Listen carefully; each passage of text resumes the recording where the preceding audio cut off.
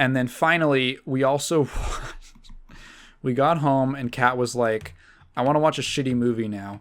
So we watched Radio from 2003 starring Cuba Gooding Jr.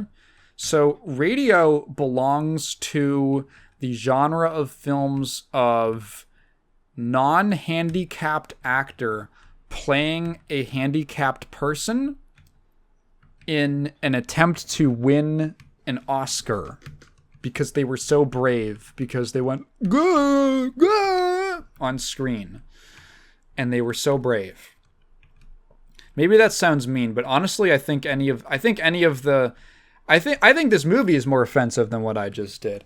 So this movie is like not good. Radio is not a good film, and but it has some very bizarre qualities to it. So here's the basic premise. It's based off of a true story. I don't really care about the true story. I care about the movie as it is, because it's like,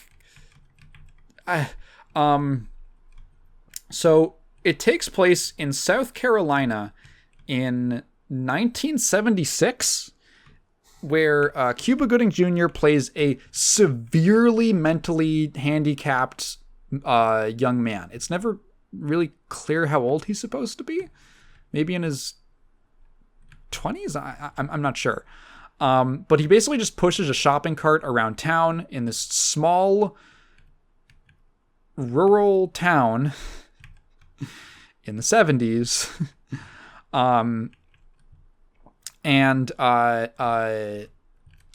He basically gets taken in by the local football coach, played by, what is this like embarrassing performance? Played by, dude, show me the actors. It's an actor I know. Ed Harris. Ed Harris plays the football coach, who takes him in and kind of takes pity on him and tries to give him a life and kind of give him something to do, because he's literally just a guy who wanders around. He has a home, but his mom, she's like a single mother, and she works.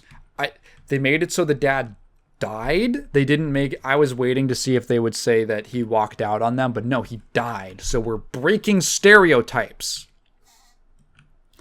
The mom works at like a hospital, and she works like 16-hour shifts. And it's such a bizarre movie, because normally this is the point where I would start talking about, I would say, so here's the setup, but the but never comes, because this is a movie that is devoid of any real overarching conflict. There kind of is one, but it only shows up like twice. And otherwise, it's just a couple little mini incidents that happen throughout the movie. It is a shockingly peaceful film.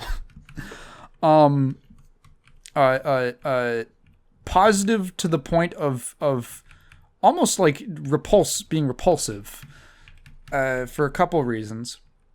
So the movie gets real for like in two scenes.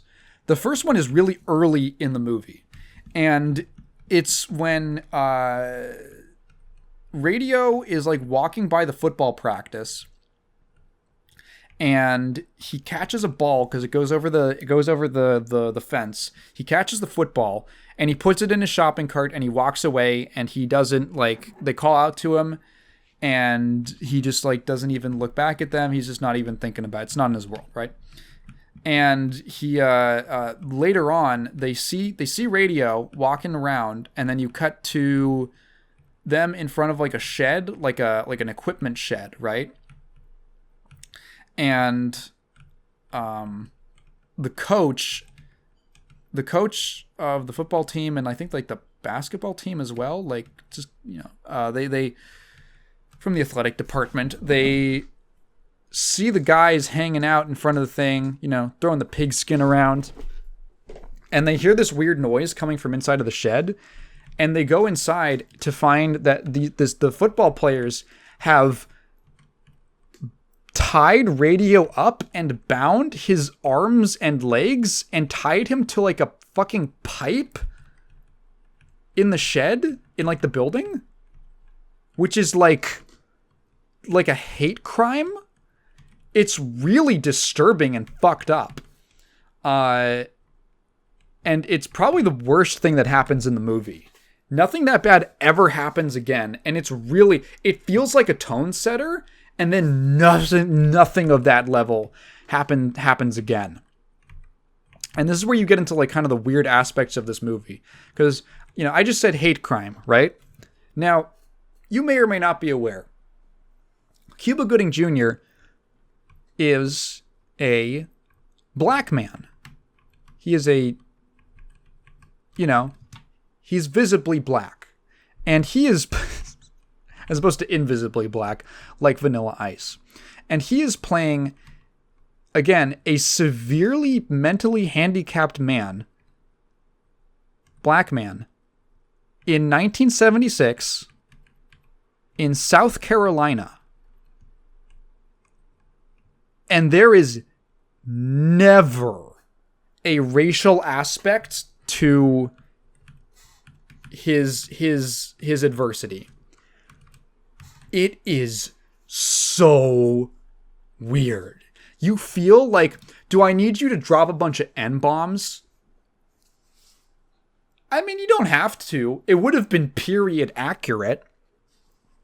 But I don't need you to go super duper hard on the language. But like, it's not just that there's never any kind of racial thing. It's that, number one, everyone just immediately loves him.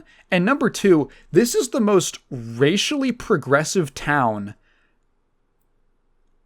I think that exists probably to this day in South Carolina. To the point that it almost feels calculated. Like, okay, so Ed Harris, the coach, takes Radio in and just kind of like drives him to the practices and stuff like that. And Radio kind of starts working as like an assistant and all that. And everyone just immediately loves him, despite the fact that they practically lynched him days earlier.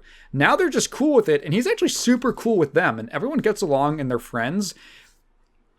It's so weird. Everyone in the town loves him because he shows up when he's Radio. And eventually football season ends. It's like basketball season. And some of the guys on the basketball team, there's a scene where one of the only incidents in the film is a scene where 3 of the guys on the basketball team trick Radio into going into the girls' locker room, the shower rooms, while they're showering. And just horribly embarrassing, and everyone's screaming and freaking out. And they like strategically place one black guy into the trio of like basketball players so that it's not a race thing. Because I feel like it feels there's always like just enough black people to justify that it's not a race thing.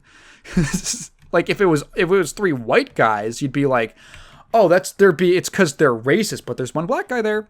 They have a black friend. Don't worry. They have a black friend there. The principal of the school is black. There's like black extras. There's one other time where the movie gets real. And it's the moment where it's like after Christmas. It's on like Christmas Day. And Radio got a bunch of presents, and he's going around the poor part of town handing them out. He's putting them on people's doorsteps. And a cop pulls up and basically assumes that Radio has stolen these items and is like redistributing them. Excuse me. And so he Radio, who has a ton of, he can barely speak, right? Is not able to like properly hold a conversation with the cop. And so the cop gets out of the car and like grabs Radio and slams him against the car and handcuffs him and takes him back to the station. And you get like him doing paperwork later in the station. These 2 other cops come back And he's like, hey, I just got a guy. I don't know his name, though. He wouldn't tell me his name. And they throw in this line of dialogue where the other cops go, wow, it's his first day and he already caught a John Doe. They already, he already got, so how funny. And then they, to make it clear that the only reason that this cop persecuted Radio and was so brutal with him was because he didn't know Radio. If he knew Radio, everyone loves Radio.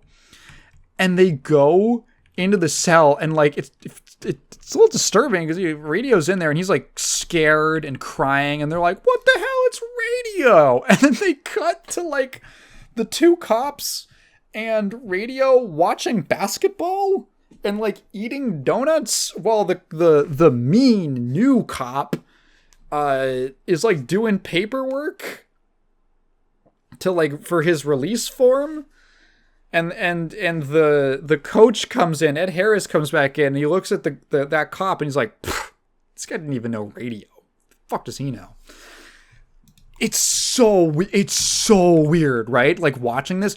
Like I remember when we watched Princess and the Frog, and I thought it was kind of awkward how in the first bit of that movie, they almost go out of their way to ignore the fact that the adversity that Tiana is getting is very clearly because she's black. Like the fact that she can't get a loan despite not having like any debts.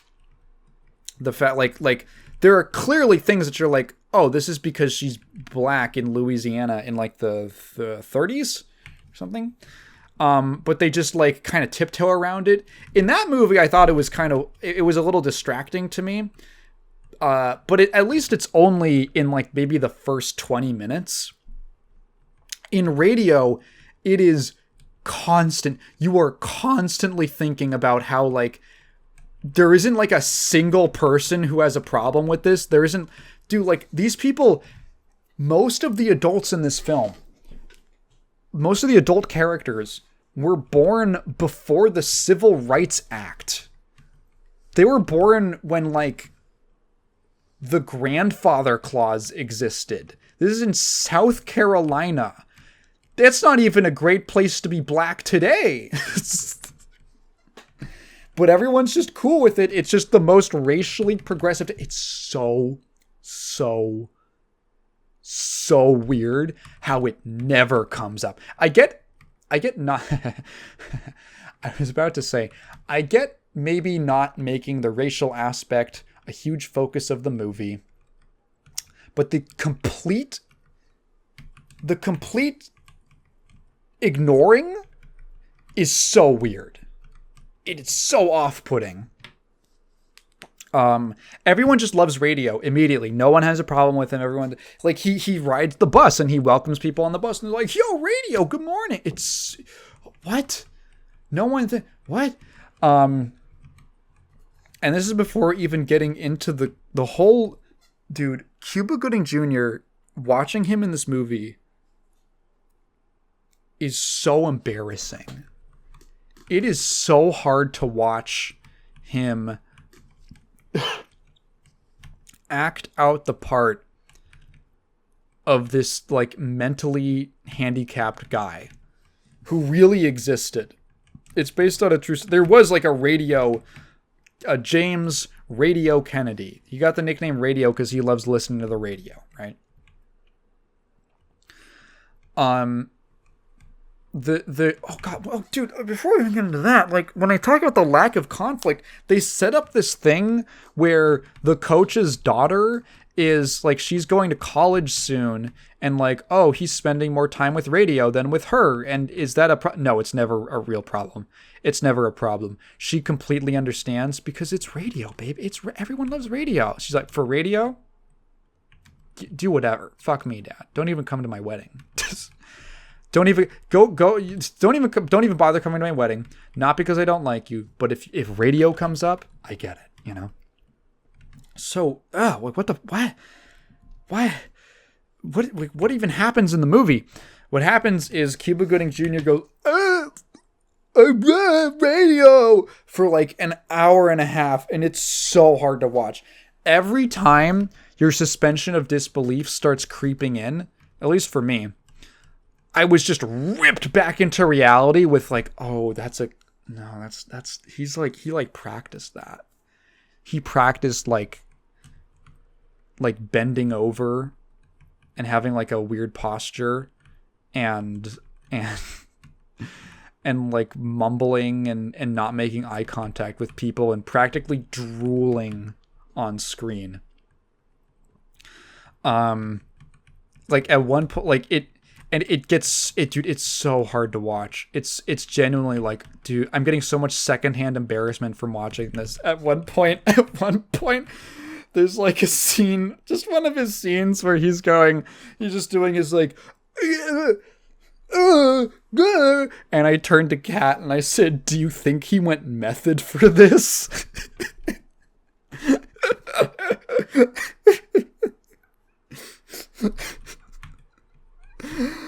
Oh my, can you imagine just the mental image of Cuba Gooding Jr. going home to his family and like making his wife wipe his ass or something like that? I mean, that's genuinely, like, I was reading through reviews and there's a lot of things. There's some like random review on IMDb that pointed something out that is so true, which is when someone is as disabled as him, like, you need a lot of help doing shit. And I think one of the movie's biggest problems, and one of the ways in which it's so slimy and manipulative feeling, is that it doesn't really ever go into the realities of having a disability. Radio, it's all in the most surface level things of like radio, like he can barely speak, right? He can't really communicate with people. It never gets into things like, well, like, how does he make food? How does he, like, how does some people, like, they literally, like, they can't wipe their own ass when they go to the bathroom. Like, these are real things that people, with disabilities have to deal with sometimes, you know? How do they dress them? Like, where did they get new clothes from? His mom is always working, and it's like, there's all of these real realities to his situation that the movie doesn't bother going into, because ultimately, I think what I'm about to say can be summed up in the worst line of dialogue in the entire film, which is when the coach is giving an inspiring speech at the end about how much radio means to all of them. And he goes, "We're not teaching radio. Radio's teaching us." And it's oh my god, fucking trailer line. And it really encapsulates the fact that movies like this are not made to really represent disabled people, the struggles they go through, the realities of their lives, their humanity, their, you know, the respect that they deserve. Really, these movies are made for non-disabled, able-bodied people to feel good about themselves. The movie is about the goal, the aim of the film. I don't know if the filmmakers intended this, but maybe there was some kind of inherent bias. The goal of the film, really, and what it accomplishes, is for someone like me who does not have a mental disability, who does not have a physical disability, to feel really good because I am seeing other non-disabled people who are like a representation of me, treat a disabled guy with love and kindness and affection. And of course that happens in real life, but like it's kind of like, you know, when you hear gay porn that's made for straight people, or lesbian porn that's made for straight people, right?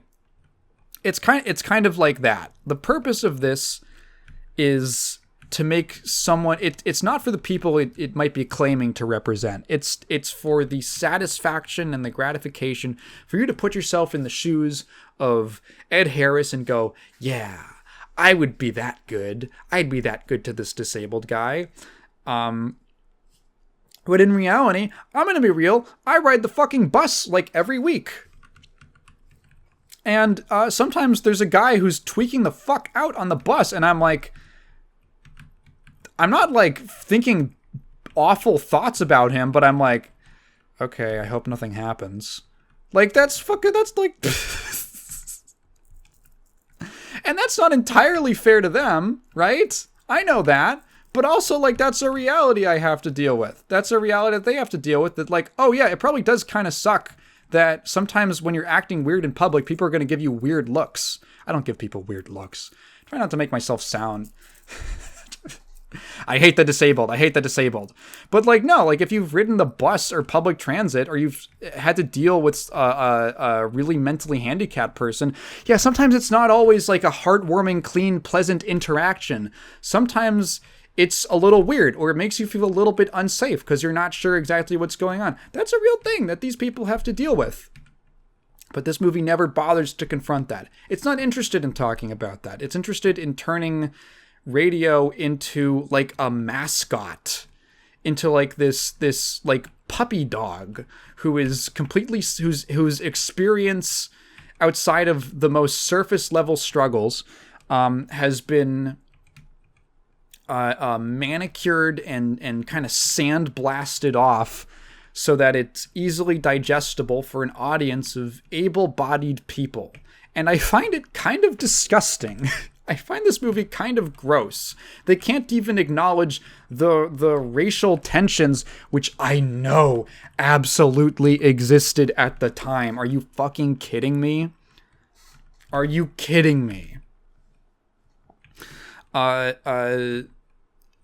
Movies, these sorts of movies, they're like a subgenre. There's like Riding the Bus with My Sister.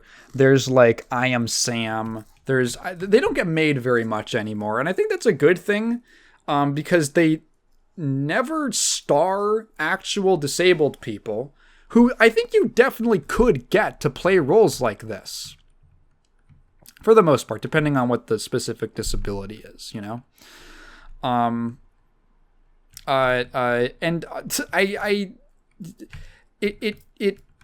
don't like it. It makes me feel gross to think about it. About like what it accomplishes, right? I think it's a little repugnant, actually. I often, now mind you, again, I am not disabled. I don't know anyone. I don't have anyone in my life really who has a mental disability like this. I've actually worked with certain people through like service projects and stuff who do. So, you know, I have some experience with it. I don't know what they think about films like this. From my perspective, I would be curious to know if you are like that, or if you know someone like that. Like genuinely, like what do you think of films like fucking Radio? I think it's lame and a little bit insulting, but it's not entirely my place to speak on it. So I'd be curious to know, you know. We don't get a lot of actual representation of those types of people. I think it's funny, you know, because it's like I was gonna make an analogy. I don't know if it entirely holds up, but like people, you know, movies that might be noteworthy for their representation, or you know, it's like there's a gay character and they're played by someone who's straight. But I mean, you know, I think it's, I don't know, man. It feels different. Something about that feels different. If you were to do like, oh God, what was that fucking, oh my, I remember like 10 years ago, there was some college theater program that put on a play about Martin Luther King Jr.'s life, and they cast MLK as a white guy, which is hilarious. He was just the best. Hey, it was just a meritocracy, man. He was just the best actor for the role, you know. It's kind of a play it by ear thing, where of like what sort of seems right and what seems weird. I think in the case of like the racial one, it's probably weird to have the most famous black civil rights activist be played by a white person. To me, having disabled people be played by Like to make a movie about about a disabled person and have them be played by a non-disabled person or someone who doesn't have even like a form of that disability feels a little weird. It gives me a bad vibe. The last one I remember doing that was Music, which was that movie directed by Sia. I think the funniest thing that ever came out of that was this exchange on Twitter. So first of all, that movie had like a bunch of shit that I heard was wrong. Like that was like some woman taking care of a little girl who was like autistic, and it had a bunch of shit like really bad representation of what to do if like an autistic person is having like a fit or something. Bad in the sense that it isn't just, it was like, oh, you need to like pin them down and restrain them, and which is like apparently the exact opposite of what you should be doing in a case like that. And it's also framed as like, it isn't just like, oh, the character doesn't know what to do. It's like specifically something that the movie says, like a character is like, you need to pin her down and like constrain all of her limbs. That'll really calm her down. It had shit like that. She worked with Autism Speaks, which is like the worst autism fucking awareness organization. They're the people who treat it like it's this illness, like this awful disease that needs to be eradicated, which is not really how modern autism advocates, I suppose is would be the word, preferred to look at it. And then the actual kid herself was played by a non-autistic actress.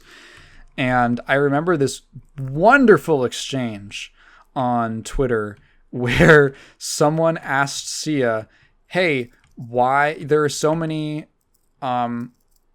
actors with autism that you could have cast in this role? Why didn't you go with any of them? Why didn't you look specifically for actors with autism? And Sia's response, I believe, was maybe they just weren't very good actors. Hilarious response. Just like, did you?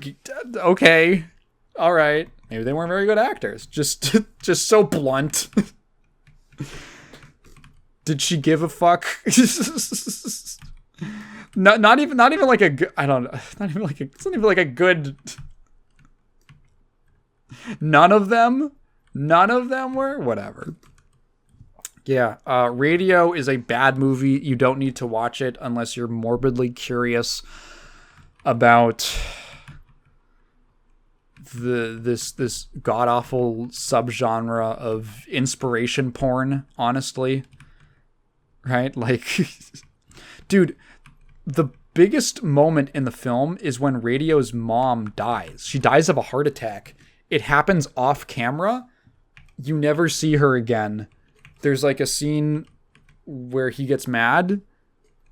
You don't even see him get mad. You don't even see him like throw a fit, because maybe that would be too, seeing him get really angry might actually be a little bit too unappealing for our Mickey Mouse of Asperger's syndrome. The Mickey Mouse of Asperger's. That was off the dome, baby.